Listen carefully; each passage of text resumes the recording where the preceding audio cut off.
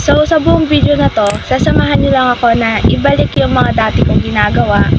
And para na rin to sa paghahanda para sa next school year. Kasi 1 month na lang, maging busy na naman tayo. Papasok na naman. Pasensya na pala guys sa boses ko and medyo sabog. Kasi kakagaling ko lang sa lagnat nung nakaraan. Tapos sipon at ubo. Pero ngayon guys, medyo okay naman na ako. Inuubo-ubo na lang ng konti pero wala naman ng lagnat. Anyway guys, nung nakaraan pala, naglinis ako ng aking study table. Ito pa rin naman yung study table ko. Walang pinagbago. Nagbawas-bawas na rin ako ng gamit guys. Tinapon ko na rin yung mga pens na hindi ko na nagagamit. Tapos wala ng mga tinta. Kasi lahat naman dito guys, halos wala ng tinta. Naka-display na lang sila, ganon. Kaya ito na rin yung sa inyo guys, para maglinis ng kwarto nyo, ganyan, or study table. At magbawas-bawas ng gamit habang bakasyon. Para sa pasukan, malinis na guys, and wala na masyadong kalat ganon or isipin. Bago tayo mag-start, ipapakita ko sa inyo yung dumating guys na order ko. Hindi naman ako pala ayos talaga guys, or yung makeup talaga na makapal. Mga simpleng ayos lang ginagawa ko. Parang 3-in-1 na to guys eh. Pero may recommend ko sa inyo to guys. Sa mga tao or dalaga na simple lang yung ayos, ganun. Sunscreen. Pero meron talaga akong sunscreen, yung Hiraki ba yun? Naubos na siya guys. Tagal kong ginamit yun. 4 months yata. Ang tagal talaga. Wala pa akong budget yun guys, kaya ito muna. Dito muna tayo sa naka-sale na 100 plus. Pang blush. Pigmented to guys, so isang patak lang, parang ganon. Tapos gaganyan-ganyan mo ng din eh, magkakakulay na siya.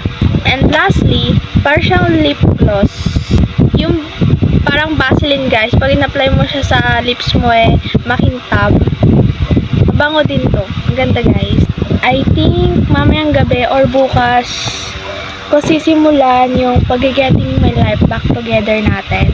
So, yun guys. Tara. Let's go.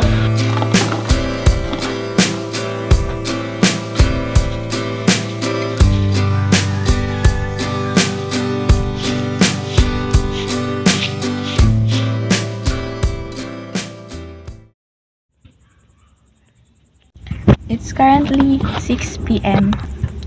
Kakatapos ko lang guys maglinis ng katawan. Hindi na ako naligo kasi kahapon naligo na ako. And para hindi masyado maglagas-lagas yung buhok ko. Syempre ngayon guys, ipapakita ko sa inyo kung paano ako nag-aayos ng sarili. Ang gamit ko sa mukha ko is cleanser. Ginagamit ko siya morning tapos sa gabi. Silka pa rin. May bulak tayo dito. Baby oil. Paubos na siya guys. Pero ginagamit ko lang to sa kuko ko. Sa nails. Bale yung deodorant ko is Silka rin na andito lang din yung pangayos ko. Pero magsa-sunscreen lang ako tapos lipstick.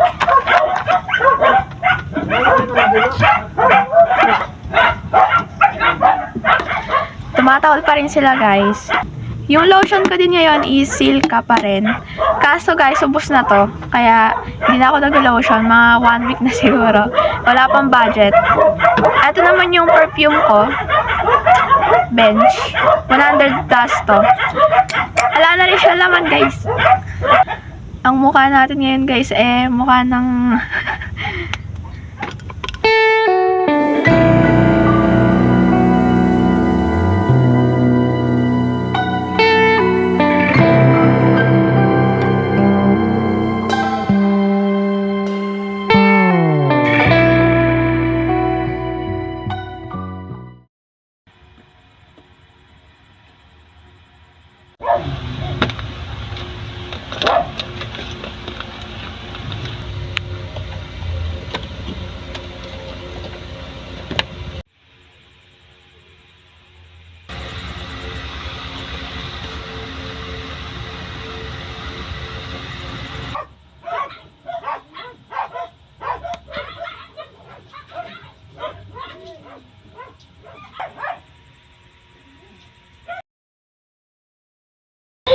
Tumatahol na naman po yung mga aso.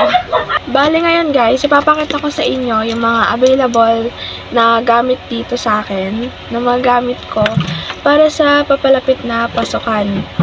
Kasi mga 2 weeks na lang guys, June 8 na. Pero hindi ko pa sure kung sasabay yung school namin sa June 8 na pasok or medyo malilate or mapapaaga, ganun. Depende guys. Wala pang announcement. Pero naka-enrolled naman na kami. Automatic na yun. Last week guys, naglaban ako ng mga bag ko, ganyan. Tapos yung mga yung lalagyan, yung mga pouch, ganon. Lalagyan ng makeup, lalagyan ng mga envelope or papers ko na pwedeng labhan. Nilabhan ko na. Mabango na. So, yung gagamitin kong bag, guys, is ito. Ito lang din yung bag ko last year. So, dahil ang mas kailangan namin ngayon is yellow paper and hindi na kami masyadong gumagamit ng mga notebooks for lectures. Kaya yung bag ko, guys, is medyo sakto na lang yung laki niya. Magano tayo ngayon? Bag ko. Medyo iniba ko yung ayos ng study table ko kasi guys, nung nakaraan, inana yung lalagyan ko ng mga, ang tawag dito guys, mga parang marker or highlighter. Tinapon ko na yung mga color pencil ko kasi inanay. Pinagpag ko na lang yun. Pinaarawan ni tatay. Kaya kahit papaano guys, magagamit pa. Ang aking bag is merong lalagyan dito sa likod. Pwedeng lagyan dito yung wallet or bag para pag wallet or cellphone. Kaya pag sinuot na ganon, naka-safety yung phone ganon. Tapos may dalawang bulsa, pero hindi ko ito nalalagyan ng tubig. Yung water bottle lang guys na maliit, yun lang yung kasya dito. Meron po tayo dito dalawang zipper. May lalagyan din dito. So kung may candy kayo or mga abubot, pwedeng ilagay dito. Tapos syempre guys, pag may bag tayo may mga tumutunog-tunog, nilagyan ko to ng keychain. Tapos mga ganyan lang. Sa una dito guys, ito yung lalagyan ko ng makeup. May lalagyan ng makeup. Hindi naman totally makeup guys, kasi ang lalagay ko lang naman dito is yung sunscreen, lipstick, tapos ano lang. Ay, umayos ng camera natin. Ayan, okay na. Sunscreen, lipstick, tapos alcohol, ganyan guys. Para hindi lang ang tawag doon, mahulas guys, ayun. Tapos syempre yung wallet, malaman yan guys. Mga ano lang, mga MMM card lang, ganyan. Tapos mga papers, mga resibo nung last year. Pero mas magiging matipid na ako din ngayon. Kasi guys, ngayong grade 12, talagang medyo madaming kailangang gastusin kasi ide-deploy na, ganon. Halimbawa, teacher or eduk yung kuwari mong course sa college. So, sa 3rd or 4th quarter, made-deploy kayo. Magtuturo, ganyan. Tapos, magkakaroon pa ng parang magbebenta ng product, ganon.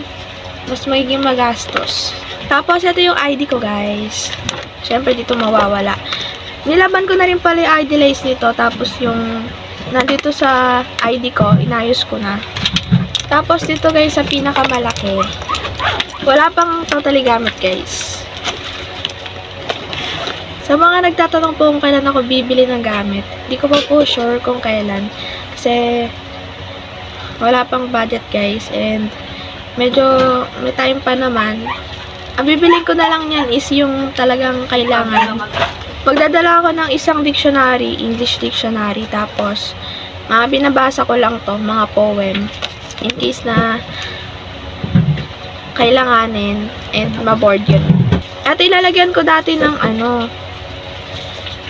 parang resibo guys. Di ko, nakalimutan ko na. Tapos eto, pinagamitan ko lang tong notebook.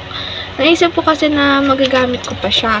Kasi kung natatandaan nyo guys, gumagawa ako ng ng parang to-do list notebook ko dati, ganon. Nung nakaraan, nagamit ko talaga siya nung grade 11. Sisulat ko dun yung mga kailangan gawin. So, asikasuhin natin ito mamaya. Last dito is ito. Malat na ako. Dito ko muna nilagay yung mga to guys kasi wala pa naman talagang gamit. Meron lang ako ditong periodic table, tapos mga sticky notes, mga papel-papel guys. Nga pala guys, kaya hindi na ako masyadong nagbibideo-video ngayon. Kasi andito lang naman din ako sa bahay, tapos wala naman ako masyadong ginagawa. Gawain bahay, ganun. Tapos pupunta sa kapilya, nagsiselfone, ganun. Dati kasi guys, malikot-likot yung isip ko. So, nakakaisip ako ng kung ano ng mga video-video, ganun. Kung anong gagawin ko, i-video ko. Ngayon naman, parang nag-ayos-ayos na isip ko eh. Nga pala guys, may binili ako ditong ipit clamp sa buhok. Alam nyo ba to? Try nyo to guys, kasi yung ipit ko sa buhok talaga, nakakaano siya, yung parang gumaganon-ganon yung buhok ko, yung nagkakatanda. So, pag ito ginagamit ko, sakto lang siya, maganda, ganun. Open nyo lang na ganyan. Si ipit na pa ganun dito. Naisip ko guys na ngayon ko nadidesignan yung notebook na to. So, samahan niyo ako mag-design ngayon ng aking to-do list notebook kasi kailangan natin to. So, tips ko rin guys para sa mga student dyan na magkaroon kayo ng to-do list notebook kasi dito nyo ilalagay halimbawa after ng pasok ng klase. Sinabi ng teacher nyo may gagawin na assignment, ganyan. So, isusulat nyo dito. Para pagka-uwi sa bahay, isang buksan na notebook guys, alam nyo na yung mga kailangan yung tapusin and kailangan yung ayusin. So, para pagdating na si Pablo guys, para pagdating ng completion week or exam week, wala na kayong hahabulin pa, ganon. Pablo. Ay, guys, kuha mo na ako ng gamit na pang-design dito. Ubus na rin yung mga ano ko guys, yung mga gamit-gamit ko dito, mga pandikit ganon, tapos mga papel, bond paper, wala na. Dati medyo meron pa ako eh.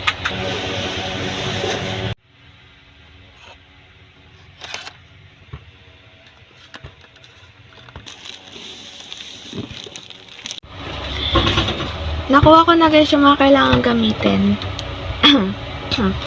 Kumuha din ako ng paper para dito sa design sa front page. Tapos, nandito pala guys yung mga pira-pirasong mga papel na pwede natin gamitin para sa pagde-design. May newspaper pa yata dito eh. Ito. Pwede pa to guys, pwede pa.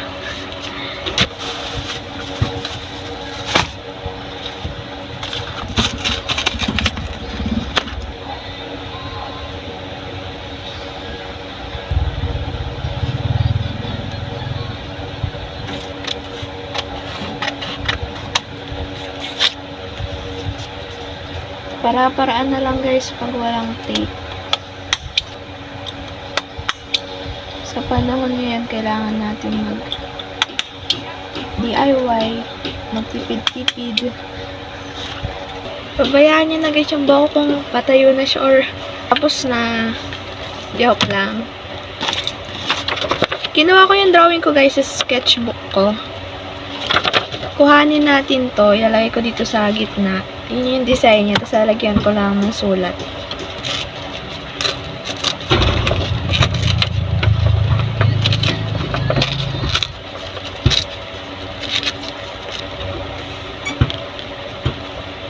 Mag-iimbento na lang tayo ng design.